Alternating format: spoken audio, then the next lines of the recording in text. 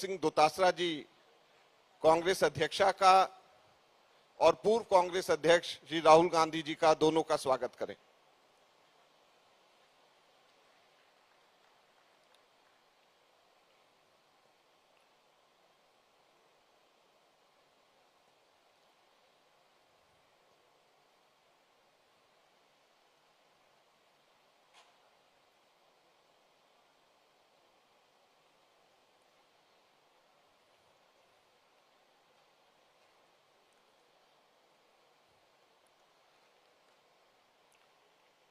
अब मैं अनुरोध करता हूं हमारे प्रदेश कांग्रेस कमेटी अध्यक्ष श्री गोविंद सिंह दोतासरा जी को कि यहां पर आएं और सब लोगों का स्वागत करें।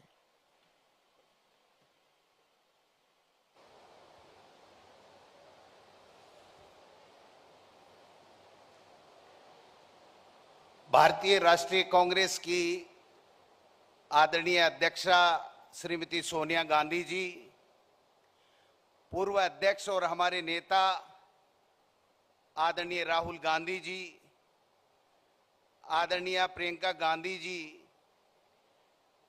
केसी वेणुगोपाल साहब, अजय माकन जी, माननीय मुख्यमंत्री अशोक गहलोत जी, आदरणीय खड़गे साहब, आदरणीय अधीर रंजन चौधरी जी, भारतीय राष्ट्रीय कांग्रेस के तमाम वरिष्ठ आदरणीय नेतागण, सबसे पहले मैं प्रदेश कांग्रेस कमेटी की ओर से, प्रदेश के जन जन की ओर से, प्रदेश के कांग्रेस के कार्यकर्ताओं की ओर से हमारी अध्यक्षा आदरणीय सोनिया गांधी जी का, हमारे नेता राहुल गांधी जी का और आप सबका हार्दिक स्वागत करता हूं, अभिनंदन करता हूं। हमारा सौभाग्य है कि सोनिया गांधी जी और राहुल गांधी जी ने पहले मोदी सरकार के खिलाफ महंगाई हटाओ की जो रैली, राष्ट्रीय रैली थी, उसकी मेजबानी का मौका दिया। आज हमारे लिए ऐतिहासिक दिन है।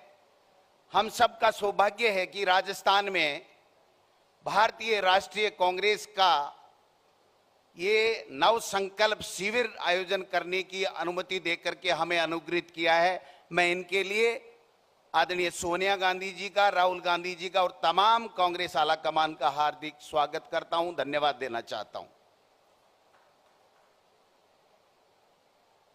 ये जो मेवाड़ की धरती है, ये संघर्ष, त्याग, तपस्या और बलिदान की धरती है। इसके ऊपर उदयपुर में झीलों की नगरी में आप सब पधारे, ये हमारा सौभाग्य है। कांग्रेस का इतिहास भी त्याग, तपस्या, संघर्ष और बलिदान का रहा है, मैं समझता हूं। इसलिए ये और ज्यादा प्रासंगिक हो जाता है कि यहाँ के नव संकल्प शिविर से हम जो संकल्प कांग्रेस के नेता और कार्यकर्ता लेकर के जाएंगे, मैं समझता हूं एक नई ऊर्जा का संचार होगा और हम वो संघर्ष उन ताकतों के खिलाफ निडरता के साथ में, जिन ताकतों ने आज देश में सामाजिक समरसता और धर्मनिरपेक्षता का गला घोंट रखा है, हमारे नेता राहुल गांधी जी जिस निडरता के साथ में, जिस बेबाकी के साथ में जो उनका संघर्ष है, हम सब कांग्रेस के लोगों के लिए प्रेरणास्पद है। आदरणीय सोनिया गांधी जी की त्याग की जो प्रेरणा है हम सबके कांग्रेस के लोगों में, इससे बढ़िया कोई उदाहरण इस देश में नहीं मिल सकता जो सोनिया गांधी जी के त्याग का उदाहरण हमारे कांग्रेस के लोगों के लिए है। मैं ज्यादा लंबी चौड़ी बात नहीं करूंगा। जो संघर्ष राहुल गांधी जी जिस निडरता के साथ में कर रहे हैं, हमारे लिए गर्व की बात है और गर्व से हमारे कांग्रेस के लोगों का सीना चौड़ा होता है। आज हमें संकल्प लेना है कि ऐसी ताकतें इस देश में सत्ता पे काबिज हो गई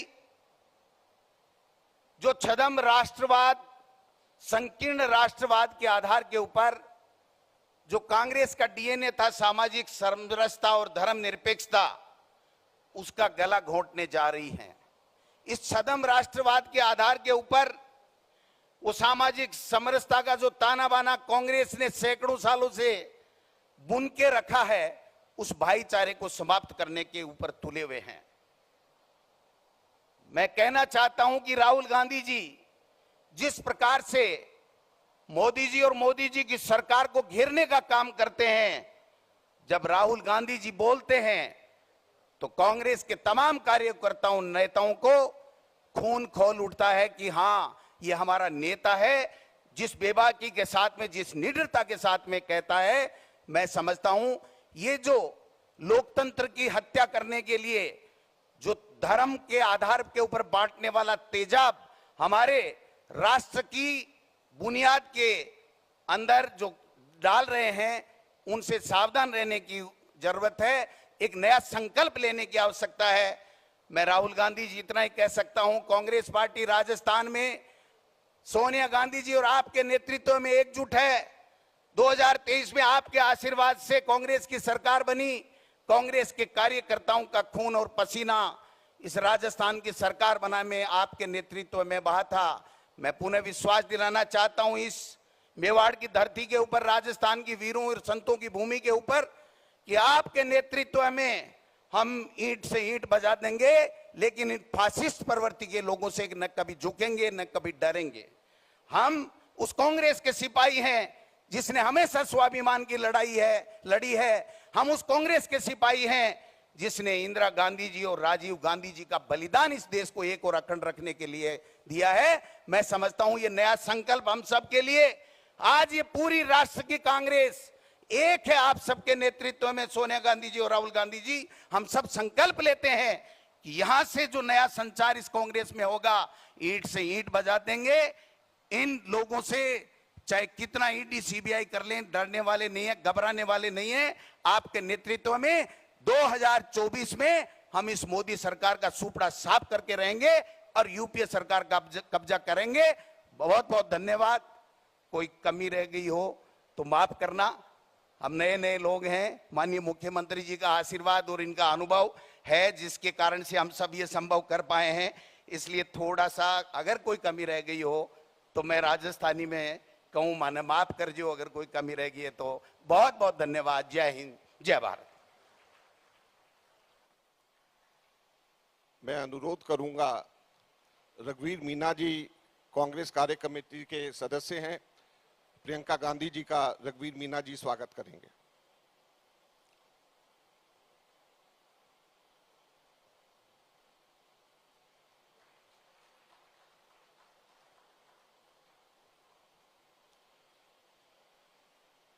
मैं अनुरोध करूंगा श्री अशोक गहलोत जी को कि आएं और हम सब लोगों को संबोधित करें।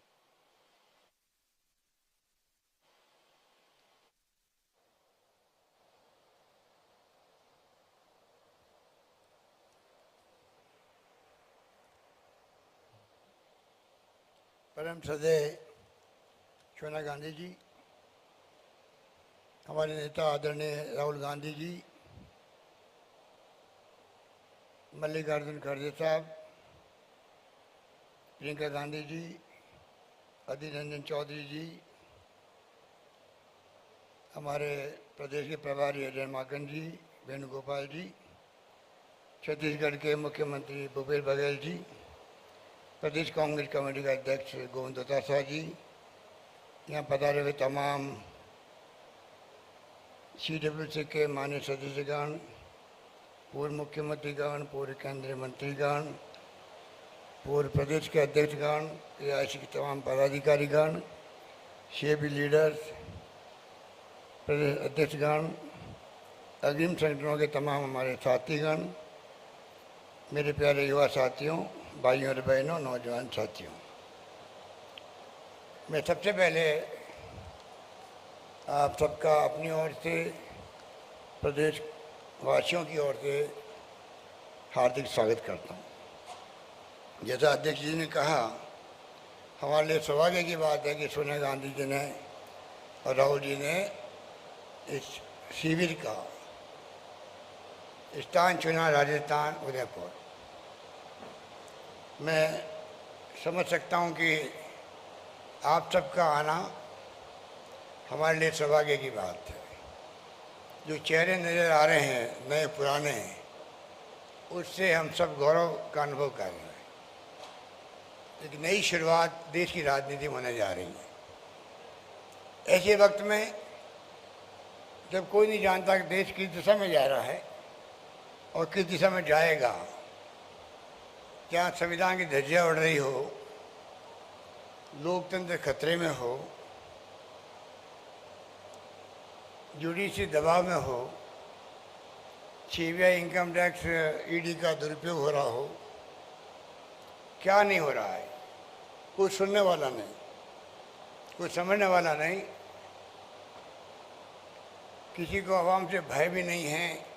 हमारे वक्त में हर वक्त कांग्रेस के नेतृत्व लोग क्या कहेंगे उसके आधार पर लोकतंत्र की भावनाओं की कदर करते फैसले करते थे।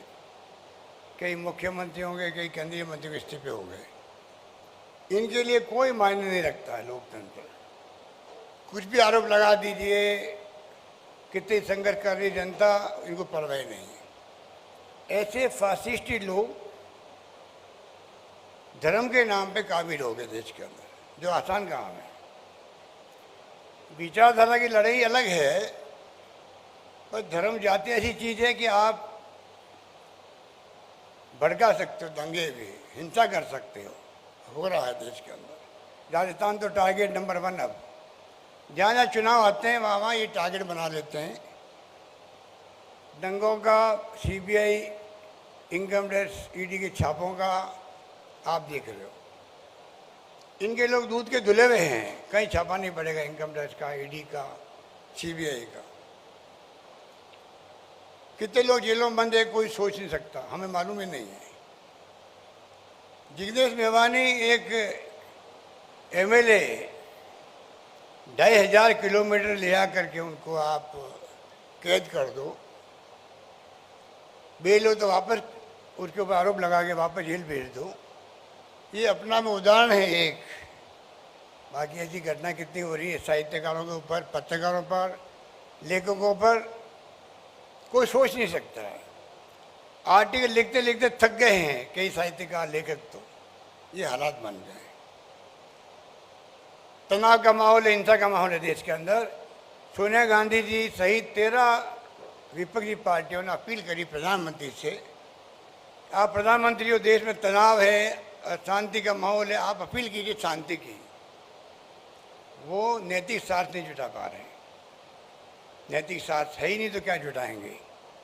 इन हालातों में देश चल रहा है। इसलिए मैं इस मौके पर, ये बहुत मुबारक मौका हमारे लिए इसलिए है, 3 दिन तक हम लोग तमाम वरिष्ठ लोग बैठे अपने अनुभव का लाभ देंगे।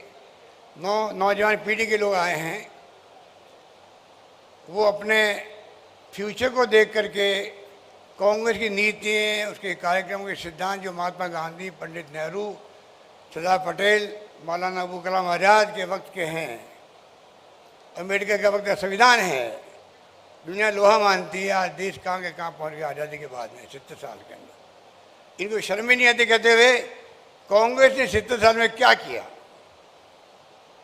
इतनी बेशर्मी से बोलते हैं, पूरा देश सुन रहा है। कांग्रेस मुक्त भारत में ला देंगे। मैं कई बार कहता हूँ कांग्रेस मुक्त तो कभी होगी नहीं।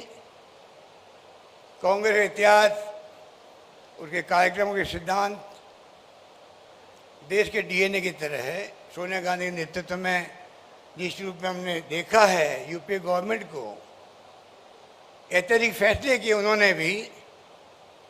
पहली बार अधिकार दिया गया लोकसभा के कानून बना करके, चाहे सूचना का हो, चाहे नरेगा का हो, चाहे फूड सिक्योरिटी का हो, चाहे एजुकेशन का हो, इतिहास में दर्ज है। हमारी खाली कमजोरी है कि हम काम करते हैं, मार्केटिंग नहीं करते हैं।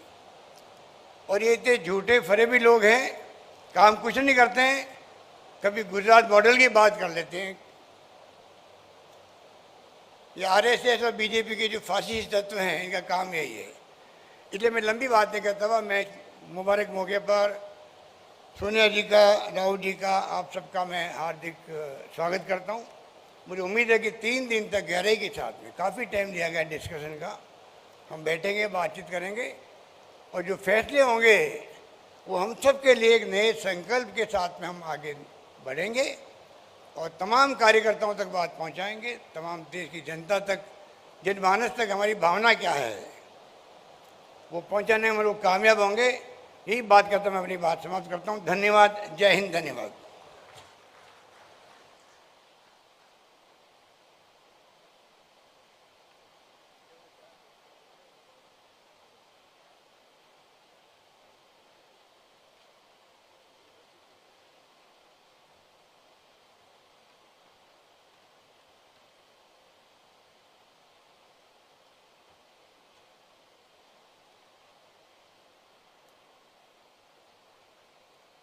साथियों, इससे पहले कि मैं कांग्रेस अध्यक्षा को यहां पर आमंत्रित करूं, 3-4 छोटी छोटी हाउसकीपिंग अनाउंसमेंट्स यहां पे करना है।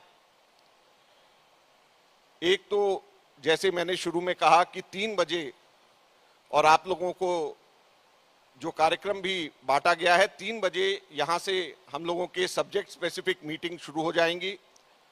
और आप सभी साथियों से अनुरोध है कि आप लोगों के जो सब्जेक्ट्स जिस को अलॉट करे गए हैं, वही सब्जेक्ट्स की आप लोगों को उसी मीटिंग हॉल के अंदर जाना है। और साथ साथ में मोबाइल फोन को बाहर रखने के लिए व्यवस्था करी गई है। तो मीटिंग से पहले कृपया मोबाइल फोन्स अपने सब लोग बाहर रखें। मोबाइल फोन्स आप सबके सब लोग बाहर रखें। और रात का डिनर 8 बजे अरावली लॉन्च के अंदर होगा और आप लोग समय के ऊपर अपना कार्यक्रम खत्म करके अरावली लॉन्च में डिनर 8 बजे और एक बहुत अच्छा शानदार कल्चरल प्रोग्राम भी राजस्थान के तरफ से रखा गया है। और आखिरी बात यह है कि कोई भी डेलीगेट के अलावा यहां पर इस परिसर के अंदर कोई व्यक्ति ना रहे। स्टाफ भी या और जो दूसरे साथी यहां पर हैं, उन सब लोगों से अनुरोध है कि सब लोगों के लिए और व्यवस्था इस कॉम्प्लेक्स के बाहर रखी गई है, वहां पर जाकर के आप लोग वहां पर बैठ सकते हैं। So I would like to repeat all the 5 points in English now. First of all, soon after this meeting is over, from 3 p.m. onwards, group discussions will start, and all of you are requested to go to your respective group meetings only. Everyone has been allocated a specific group. Please stick to your own group which you represent. Another important thing is, we request you to keep your mobile phones outside the meeting rooms. Lockers have been provided with lock and key facility, and you can keep your mobile phones inside the lockers and lock it. Dinner would be at 8 p.m. at Aravali Lawns, and before the dinner a small cultural program is being presented over there, so we request you to be present on time at 8 p.m. for the cultural program and the dinner. And the last request is, only delegates are requested to stay in this complex. Non-delegates, including the staff, is requested to kindly go out. There's enough arrangement in this hotel complex only, so you can sit there and relax.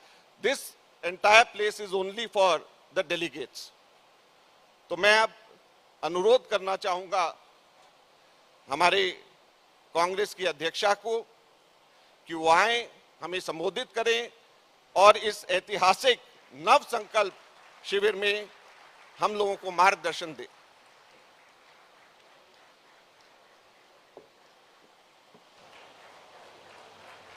सबसे अनुरोध है जोरदार तालियां बजा करके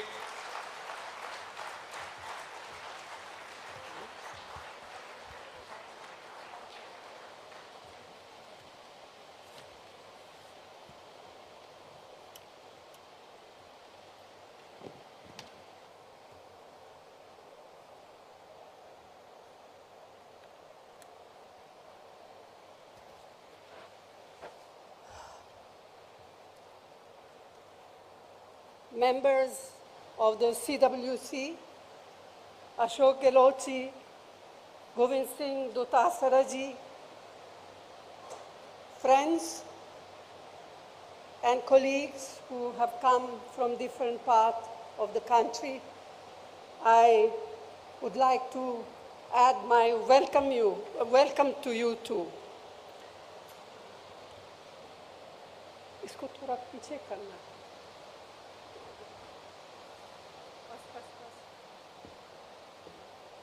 Our Chintan Shivir in this historic city with such a glorious heritage has as its theme Nav Sankalp. It gives us an opportunity to discuss amongst ourselves the numerous challenges that the country is facing as a result of the policies of the BJP and of the RSS and its affiliates.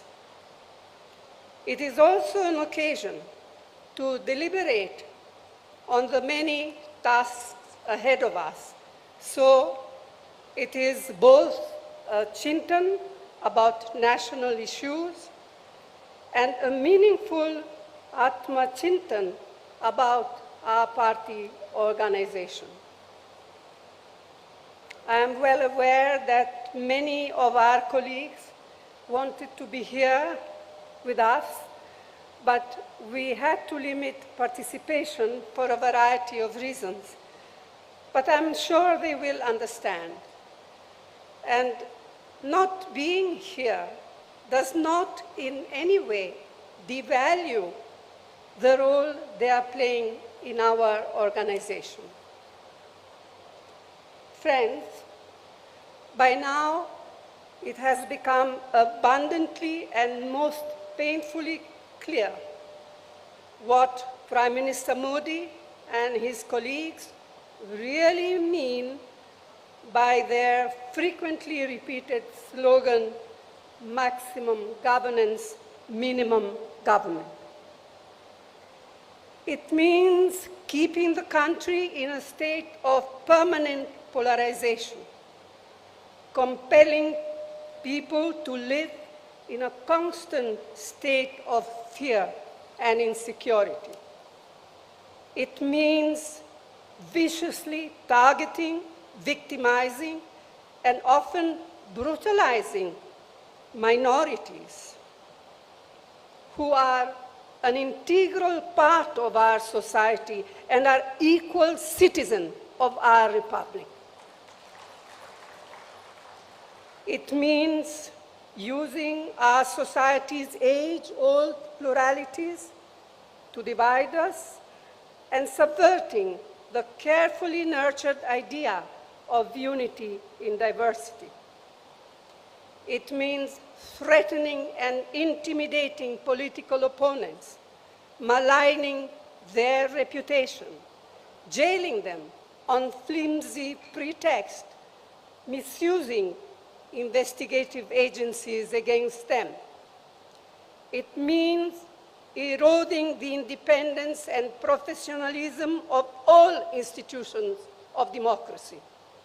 It means the wholesale reinvention of history, the constant denigration of our leaders, especially Jawaharlal Nehru, and the systematic moves to distort, deny, and destroy their contributions, their achievements, and their sacrifices. It means glorifying the killers of Mahatma Gandhi and their ideologues. It means the blatant undermining of the principles and provisions of our nation's constitution, of its pillars of justice, liberty, equality, fraternity, and secularism. It means turning a blind eye to continued atrocities across the country on weaker sections, especially Dalits, Adivasis, and women. It means using fear to make the bureaucracy, to make corporate India, to make civil society, and sections of the media fall in line. It means more empty slogans, diversionary tactics, and utter silence on the part of an ever so eloquent Prime Minister when the healing touch is most needed. It is not just the undermining of our long-cherished values embodied in the Constitution that are now at grave risk. The fires of hatred and discord that are being ignited have taken a heavy toll on on their lives.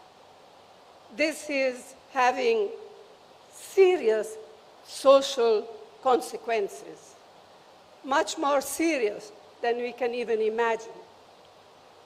The vast majority of Indians want to live in an atmosphere of peace, of amity and harmony. The BJP, its cohorts and surrogates, want to keep people in a state of perpetual frenzy and conflict. They constantly provoke, instigate, and inflame. We have to combat this growing virus or divisiveness that is being maliciously and mischievously spread. This we must do at all costs.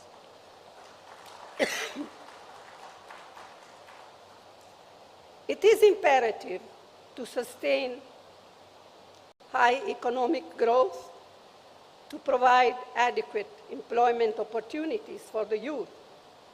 We must generate revenues needed for the welfare programs and improve the standard of living. But the worsening environment on social illiberalism and bigotry shakes the very foundation of economic growth. Starting with the disastrous demonetization on November 2016, the economy has been at a steep downslide. A large majority of MSMEs have been crippled. Unemployment has risen alarmingly, and for the first time, it appears that vast numbers of people have simply given up hope of finding jobs. Whatever support the central government has been able to provide in the past 2 years to people has been on account of most of the UPA programs, and to name just two of them, the Mahatma Gandhi Narega, the employment scheme, and the national food security. The sheer tenacity of farmers and their organization compelled the Modi government to repeal the 3 black laws. The Congress party stood by them steadfastly throughout their long struggle, both within Parliament and outside. But the promises made by the Prime Minister to the farmers when they withdrew their agitation have yet to be fulfilled. Meanwhile, it looks as if procurement of wheat this year will fall steeply, threatening the very foundations of our national security, food security program. Prices of essential items of mass communication, of mass consumption, like cooking gas, cooking oil, pulses, vegetables, fertilizers, petrol, and diesel, continue their upward march, placing an intolerable burden on crores of families. Public sector companies built up with such careful planning with economic and social objectives in mind by earlier Congress government are now being privatized with a vengeance and to a chosen few. This will have disastrous consequences. Among other things, this means that one avenue for assured employment for scheduled castes and scheduled tribe will get totally closed. अब मैं कुछ बातें हिंदी में कहना चाहूँगी। तो साथियों, हमारे इस महान और सशक्त संगठन से समय समय पर अपने लचीलेपन को दर्शाने की उम्मीद की जाती रही है और हर बार हमारे संगठन ने असरदार तरीके से अपनी प्रतिक्रिया दर्शाई है। एक बार फिर हमसे यह उम्मीद की जा रही है कि हम अपना साहस, हौसला और समर्पण की भावना का परिचय दें। लेकिन आज जो हमारे संगठन के सामने परिस्थितियां उत्पन्न हुई है वे अभूतपूर्व है। असाधारण परिस्थितियों का मुकाबला असाधारण तरीके से ही किया जा सकता है, इस बात के प्रति मैं पूरी सचेत हूँ। हर संगठन को न केवल जीवित रहने के लिए बल्कि बढ़ने के लिए भी समय समय पर अपने अंदर परिवर्तन लाने होते हैं। हमें सुधारों की सख्त ज़रूरत है। रणनीति में बदलाव, ढांचागत सुधार और रोज़ाना काम करने के तरीके में परिवर्तन। एक तरह से यह सबसे बुनियादी मुद्दा है, लेकिन मैं ये भी जोर देकर कहना चाहती हूँ कि हमारा पुनरुत्थान सिर्फ विशाल सामूहिक प्रयासों से ही हो पाएगा और वो विशाल सामूहिक प्रयास ना टाले जा सकते हैं, न ही टाले जाएंगे। यह शिविर इस लंबे सफर में एक प्रभावशाली कदम है। हमारे लंबे और सुनहरे इतिहास में आज एक ऐसा समय आया है जब हमें अपनी निजी आकांक्षाओं को संगठन के हितों के अधीन रखना होगा। पार्टी ने हम सभी को बहुत कुछ दिया है। अब समय है कर्ज उतारने का। मैं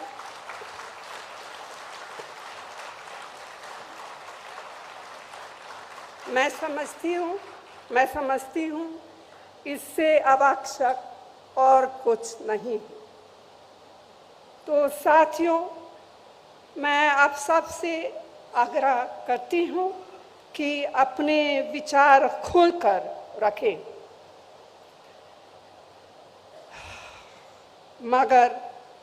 मगर बाहर सिर्फ एक ही संदेश जाना चाहिए: संगठन की मजबूती, दृढ़ निश्चय और एकता का संदेश। यह निश्चय बरकरार रखना होगा। हाल में मिली नाकामयाबियों से हम बेखबर नहीं हैं, ना ही हम बेखबर है उस संघर्ष से या उस संघर्ष की कठिनाइयों से जिसे हमें करना है और जीतना है।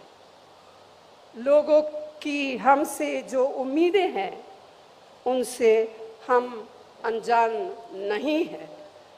व्यक्तिगत और सामूहिक रूप से यह प्रण लेने के लिए हम एकत्रित हुए हैं। हम देश की राजनीति में अपनी पार्टी को फिर से उसी भूमिका मिलाएंगे जो भूमिका पार्टी ने सदैव निभाई है और जिस भूमिका की उम्मीद इन बिगड़ते हुए हालातों में देश की जनता हमसे करती है। हम यहाँ पूरी विनम्रता के साथ आत्मा निरीक्षण तो कर रहे हैं, लेकिन आज हम तय करें कि जब हम यहाँ से निकलेंगे तो हम एक नए आत्मविश्वास, एक नई ऊर्जा के साथ और एक नई प्रतिबद्धता से प्रेरित होकर निकलेंगे। आप सबको बहुत बहुत धन्यवाद। जय हिंद।